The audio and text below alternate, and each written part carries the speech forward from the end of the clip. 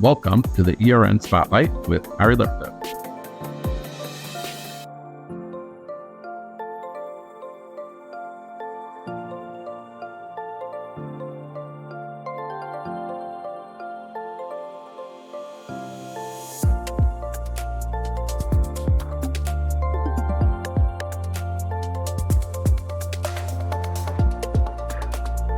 Doing something, sacrificing something for their life, for their family. I want to make sure that we offer them customer service and make sure, give them as smooth experience as possible. I do view that as, okay, that's success. Anyone hits me up on LinkedIn DM, if it makes sense, I'll jump on a call. I love calls. It's so interesting.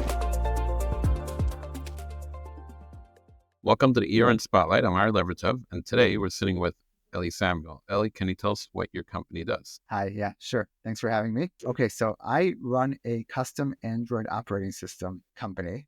What we do is we're a software company first and foremost. We develop secure, safe, and for most of our customers, a kosher operating system for devices. So smartphones, tablets, and sometimes custom hardware as well. That's the basic gist of what we do. We like to take customers from either end-to-end solution. So we're bringing the software, bringing the hardware, or we bring customers from, just implement our software on their hardware. And again, provide a secure, safe environment, not an app-based solution. We're actually, like I mentioned, an operating system-based. We're building code from the ground up to make sure that you're entirely within our ecosystem when we develop the product. Oh, very cool. And how do you get involved with that in this So it's actually an interesting counter story. I started out in yeshiva. I was studying to be a rabbi. And it was about 8 years ago. They wanted to be, I would consider this more on top of the technology than most places were at the time. Most schools were at the time. They wanted to have a lockdown solution for the school and settled on Apple parental controls from iOS. The issue is, as people who are in the industry know, the iOS parental controls are notoriously buggy. There are ways to get around it, but even without ways to get around it, we got knocked out. Early on, there was a iOS update that just made the parental controls useless. So everyone was walking around in the school that wanted to have this policy of protected devices, and they had no protections on their device. I looked at this, I'm like, we got to do this a better way. I knew that there were enthusiasts who build custom Android systems. So that's what I set out to do 8 years ago. Lots of iterations later, we're making a robust, very flexible and secure system to run on devices. Now, why would someone choose to work with Safe Telecom or buy your products? Okay, so I would say there's a few reasons. Number one is the amount of years that we're in the business. So we've been doing this for quite a long time, seen a lot of things that many other people who are starting up have not seen. We're sitting on a very advanced tech stack, that can really adapt to a lot of different situations. I'm going to give you an example. WhatsApp came out with something called channels recently, which most of our customers did not want. And we had the hooks deep into the system that we were able to cut out the channels entirely. A lot of other solutions, and this is the next point, are using kind of off-the-shelf software or kind of enterprise software that's developed for companies to control devices remotely. They're called MDM solutions. The issue with that is they don't have the same amounts of control, the full control in the devices, because they're at the mercy of the manufacturers, which is what we ran into with the Apple parental controls, just on a different level. That doesn't mean that they're not, solutions. They are solutions and they work and people use them, but we're dealing with just a much deeper level of control, a much deeper level of knowledge into the systems. And the last thing I think is very important. So our flagship products are kosher products, where we're bringing people, asking them to come to a protected, safe environment, kind of to help them regain control of their lives. And that, to me, it's very important that we provide customer service for that. If someone's doing something, sacrificing something for their life, for their family, I want to make sure that we offer them customer service. So it's a small business. We're not always, in the small business world, it's challenging sometimes to provide customer service. This is something I really focus on because I want our customers to know that, you're doing something good for yourself. We're going to support you. We're going to stand behind you. Interesting. Cliche, but as they say, communication is key, right? Right. Something we really do pride. It's a constant work in progress. We're always looking at different providers and different solutions that we could do in order to anticipate the customer's needs and make sure, give them as smooth experience as possible. So, as we sit, between all the things we have together, I mean, again, and this is part of what I said before, our tech stack, we've custom built everything. So we can funnel everything into our systems can talk to each other. Oh, So customer interesting. service is plugged into the same system. And, we're just, again, a robust, very comprehensive solution. Okay. Now, what is something you'd want potential customers to understand about the industry? We do have two different types of customers. We have B2B and B2C. I think a lot of what's lacking is education about what's out there. We'll talk first to the B2C. Customers see a lot of noise about, this type of protection and that type of protection. This is both the B2C and D2C, or? I would say it's more B2C that Okay. we see this in because, B2B, because the larger companies have already done some kind of research. They've already used some of the systems. This isn't just a customer reaching out to, I just want a kosher product or I want a protected product. So there's a lot more education. I won't say it's not exclusive because there are companies that are just reaching out to, I mean, we dealt with a company that reached out. They had no idea what the technology was. They ended up not going with us and they said, oh, we found an equivalent provider. And it was very clear from what they let us know, parting words, that it just wasn't an equivalent type of system that may have worked better for them, but it wasn't what we're offering. So there is education missing on the B2B, but I think, again, B2C is a lot more. People need to know what they're getting, how they're getting it. Do you have a browser? Do you need a browser on your device? What kinds of technologies can be supported? What can't be supported? Can we block certain things? Can we unblock certain things? How many apps can you deliver? There's a lot of hype, especially in the kosher market, about what's out there as far as kosher devices. There are different levels of quality and different levels of protection that are out there. I think that's I always emphasize that customers should educate themselves as best as possible. It's a challenge in the marketing department from our Right. end to make sure that we're educating customers. But ultimately, thankfully, people really do like what we're offering. And I mentioned it before, but we're quite a robust product. We can handle a number of things that other systems may have a challenge in handling. On the B2B, just strictly on the B2B, like you mentioned, there is a certain level of education, but there's also, we're very customized and we need to work with specific devices because of that.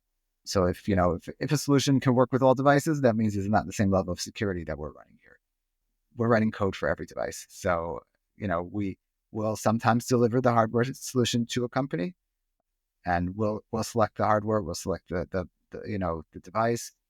We do have an effort now out in China to see how we can produce our own devices to better Oh, service the wow. B2B customers. Yeah, so really trying to bring a bunch of things to bear just with the industry knowledge that we have over the course of the time that we've been running the company. But again, on the B2B side, I think there's a lot that's a big requirement that we're going to be writing. We'll be rewriting code for devices, and that's gives you that fine grained control that it's very hard to find, but also it's a process. Okay. Wow. Sounds like a big, which kind of goes right into the next question. How has, your company evolved over time and why has it evolved in that way? Okay, it's a very good question. So how have we evolved? It's been a number of years. I remember the first product I came out with was a semi-custom operating system. We were going in, pulling things out of phones. It did not, it just wasn't, the performance wasn't there. It wasn't what we were looking for. I mentioned my origin, started off in yeshiva. Yeshivas, especially in those days, were maybe some guys had an iPhone, like I mentioned, most things were locked up, even if they did have an iPhone. The expectation of the customer was, if you give me something, I'm happy. So you give me email, I'm happy. You give me Waze, I'm happy. Let me navigate, let me do the basic core functions. As we were more successful and as we grew and the customer base grew, I noticed the turnover. Now we're like, okay, you are actually pulling me down from things that I had. I used to have 5 million apps, and now we're at about 600 apps on the platform. But and I like to think of this as a measure of success. We get requests for apps and different features all the time. That's probably our Yeah. largest customer service thing. Can you give me this? Can you give me that? I do view that as, okay, that's success. That's the product evolving. That's the customers trust us that we can evolve and we can adapt our platform to their needs. I can't say that we're as, that we move it so rapidly. We're very, very security conscious over here. So we're checking every app or everything every feature that runs across our desks over here. And that's a time consuming process. But again, it turned from a very small product where we're trying to solve a very niche kind of issue. And now we're going, and I've spoken with a number of founders and thought leaders in this protected technology, both in the Jewish market and in the secular market. There are different ideas for how to come out with a protected device. What we're doing here is we want a full experience of a smartphone, but the best protection possible. So we're not giving you a black and white screen with like minimal, you get 5 apps on your app launcher on the home screen. It's really designed to be a device, a system that works. Now, on the B2B side, we may have a customer that wants that, and we've done different types of projects for different clients. But ultimately, on the B2B, on the core, the Kosher OS product or anything that we're doing in the secular market, it's our evolution has been how do we get the most for our customers with the best possible smartphone experience, and yet being that very protected smartphone. It's kind of a unique type of product, even in the protected space. You get the full experience, not to feel different, but at the same time have that protection. Right. We want you to feel like you have. I'm very clear. Again, in the Jewish market, there's a big push for flip phones, and there's a place for that. Depending on the person, depending on their personal situation, their communal situation. But in the end of the day, I'm very clear about our product. We are a smartphone. We're delivering smartphone stuff like apps and features, and that's for people who need it for productivity. I always like to say what needs to be in your pocket and what doesn't need to be in your pocket. Because, some people may have to think about that. And there are different products in the market for different kinds of needs. But ultimately, even though there are different products for different needs, like this is what we're doing. We're giving you a smartphone, protected smartphone. There's another joke in the industry. We always say, do you want to be kosher or look kosher? Which is, yeah, it's, yeah. So, yeah, I think many people would agree that a protected smartphone or protected tablet or protected device is sometimes a little more kosher than what's out on the market. But ultimately, there's a lot of different factors, and I try not to step on too much on the either religious or that kind of side of things. We do our products, we do them well, we do them right, and putting out high quality stuff. Now, what is the best way, or what works for you really, to handling both negative and positive customer feedback? This is tough. So obviously, like with any other company, with every product, we're all going to experience. Right. We've all seen it. Okay, so I realized as the founder that I had to step back from customer service. I'm too close to the product, and it was too personal for me anytime that we had customer service. So at the right time, I brought in a company that handles our customer service, and yet I'm still close enough to the product that I'm sitting, at, we'll call it Tier 3 customer support. Okay. When anything needs to get elevated to me, either it's a direct customer or we also work with retail partners. So it will go to the retail partner, then to our customer service, and then to me. If it needs to, like I mentioned before, I want to deliver that kind of experience to the customer where we're actually solving their problems. It's a tough balance. We do like to hear, we respond to customer, positive feedback. We like it. We respond to it. It's important, and it keeps, as a mission-based company, really keeps us going, keeps me going, keeps the team going. To know that we're delivering a quality product and making a difference in people's lives. Negative feedback. So, there's always that, what is it, 80-20 rule, 90-10 rule, whatever you want to call it. There's, the way I like to describe it is actually as my yeshiva, former dean in the yeshiva said in a different context, we bend over backwards for the individual without breaking the system. And I really want to have that kind of culture in the company where, if someone's out of we have a certain term of service, for the price of the device. If someone's out of that and yet it's a quick fix, let's try to make people happy. Again, mission-based, we're trying to make an impact here. If we can, flip a quick switch and make you happy, even if it's, if someone's coming in a bad mood or, a smartphone is very personal, a tablet, any device, it's very personal. And to make people happy. Thankfully we do make lots of people happy lots of the time. And, try not to sweat it. If there's something, majorly wrong, try to, like I said, resolve things professionally. And sometimes we're just not the product for a customer. I think that was a certain level of maturity in the company where we realize also that we're not always the product for everyone, but we deal with it like that sometimes. Now, switching to more personal side, I think if there's anyone good to answer this, I think would be, you're fit right in there. What is best way to maintain a healthy work-life balance, assuming that you have one? So that's a very good question. And it's a very good Yeah. assumption. I do semblance of a work-life balance. I work very close to home.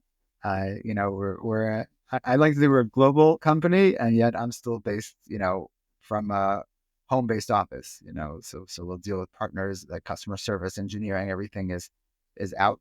And so I'm available. I like doing bedtime, kids. I like bath time, bedtime, dinner. I try to make it for dinner every night. Sometimes I do get caught up. Very young kids, so they go super late. Right. Can relate. Yeah, right. I always say, and this is because of the industry that I'm in. So I get to meet a lot of people who are founders or startup people, and like we have a huge gift. We have Shabbos, we have Yontiv, Yeah. and especially we're now right before Sukkot, and we just went through the Yom Narang, and you know how choppy it can get with. Okay, Oh, I'm in wait. the office today. I'm not in the office tomorrow. I'm in the office at sundown. Today. So it gets a little choppy, but I think, and I felt this very much before our 3-day Rosh Hashanah, that, wow, I have a chance to just decompress. Shabbos is good. We have a nice weekend. That's great. I do work on Sundays sometimes, depending what's going on. I usually let the family dictate that unless it's something major. We have a major launch or major product, project. But, to be able to sit and to enjoy 1 day or even 3 days, or if you just, relax, reconnect with the family. Very, very important to me. And I love it. And I try to, again, I try to take the kids to school as much as I can, which is most days, and just Yeah. be there, for the family. Then the kids only grow up once. So, It's true. Got to remember um, why we do it. right, right, right. That being said, that's not to say it's easy. And I deal with people from around the world. When it's 9 p.m. over here, I have people, coming into the office sometimes from local walk-ins. I also, we're dealing with China sometimes. 9 p.m. here is 9 a.m. 9 p.m. in New York is 9 a.m. in China. And Right. we're answering questions about contracts or factories or stuff like that. And they have to be answered because if I'm not answering it, no one's answering it. And the project just doesn't go. So and that was an evolution for me as well, to know, there have to be times where I'm on, there have to be times where I'm off. And, I mentioned before, moving to customer service company is part of that, where I'm not on all the time. And I won't pick up the phone. If someone still has my personal number, I won't pick up the phone. And I don't feel guilty anymore about it. I will throw this tidbit in. Before I got a full customer service Yeah. company, I was hiring, local women from the neighborhood, kind of, colo wives, people who are looking for some small part-time job. And I felt that if we didn't have a proper schedule for our customer service, which is the bulk of what we're doing here, then I felt that any minute I had to answer because no one else is going to answer this. So I think a big, relief for me was when, no, we're 9 to 5 customer service now, and that's it. So someone will get to it at 9 or 10 a.m., but they'll get to it. So it doesn't have to be answered at 10 p.m. There's no reason for that. We have a customer service and we have a process, and it goes. So I think that was big for me, when we put in that system in place. Like, okay, now, it's off my head. Pop in when I need, and I respect my time as well. Okay. Sounds definitely a good goal to have. Now, which this kind of builds into the next one. Next question. What are 3 pieces of advice you would give to aspiring entrepreneurs just starting out? Okay, 3. All right, so let's get some 3 things for aspiring entrepreneurs. Number 1, I think that's so important to, like I said, like I just mentioned, whether it's customer service or any other business process, to really, be informed and be aware of getting the process in place. And I don't follow any, we're not at that level of complexity to follow an EOS system or anything like that. any real business process system. And yet having some kind of system, knowing what your options are it's so important. And, to, to be able to implement it, follow it, and get that in place. I think another thing also, we're bootstrapped over here. So I run a very lean, very agile operation, and I obviously value that a lot. It's not to say we won't go for funding one day, the right time, the right place, we'll go Right. for it. But I think, and this I've seen also on my journey, that some people, and maybe it's the right answer for them, especially, if it's some kind of VC, type of company, you gotta, what do they say, move fast and break things, and you'll need Right. that huge infusion of cost. But if you don't need that, take a look at your options, see what you can do. I've spent a long time going through marketing. We used to blow out money on marketing. Yeah, I didn't follow this advice. And I think we're just as effective right now by really working through getting the right people in the right place to do the right thing. I'm not talking about the right seats in your company, because, we do a lot of outsourced stuff, but to, look at your options, and to understand exactly what you need and how you can get that from, there are people, and this is, my personal thing. There are people who are just starting out as well. And people are looking for that opportunity to service companies. And if you can be that company that can work with someone, and to have the ability, where you can tolerate some kind of, not 1,000,000% polished, provider, and that's for everyone to be as realistic as they can be with, the size of the company, the maturity of their company. I think there's a lot of value. People are just looking to break in, and you can give, basically you can give business to people who are looking to. I mean, it's a similar concept to interns.